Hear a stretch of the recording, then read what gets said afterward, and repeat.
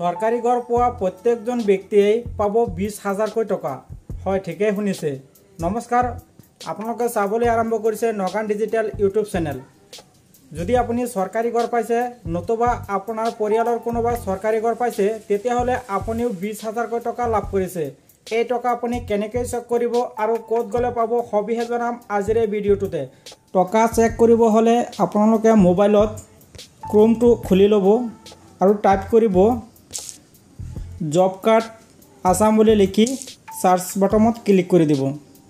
অলপ তলপিনে আহিলে চাব আপোনালোকে এয়া চাব পাৰিছে assam.nrega.nic.in এটোত ক্লিক কৰি দিব। অলপ তলফালে আহিব, ইয়াত চাব পাৰিছে জব কাৰ্ড /এমপ্লয়মেণ্ট ৰেজিষ্টাৰ্ড, ইয়াত ক্লিক কৰি দিব। তাৰপিছত আপোনালোকে নিজৰ নাম বিচাৰি চাব। আপোনালোকে সহজ পদ্ধতি দেখাই দিছোঁ। ইয়াত গৈ আপুনি ফাইন বুলি এটা অপশ্যন আছে, ফাইন ইন পেজ, ইয়াত ক্লিক কৰি আপোনালোকে নাম সাৰ্চ কৰিও চাব পাৰে, নতুবা আপুনি জব কাৰ্ডৰ নাম্বাৰটো দিও চাব পাৰিব। আপোনালোকক উদাহৰণ হিচাপে এটা দেখাইছোঁ, এইটোকে দেখাইছোঁ, কাৰ হয় নাজানো আৰু আপোনালোকক দেখাইছোঁ।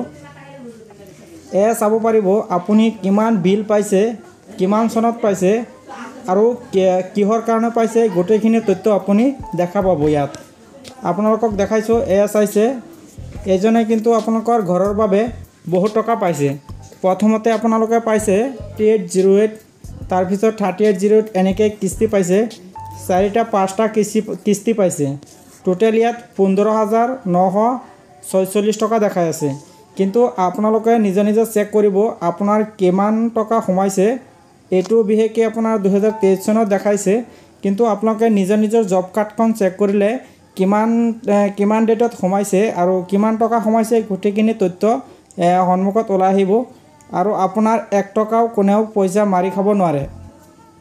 ভিডিঅ'টো ভাল পালে শ্বেয়াৰ কৰিব, লাইক কৰিব। থেংকছ ফ্ৰেণ্ডছ, থেংকছ ফৰ ৱাচিং।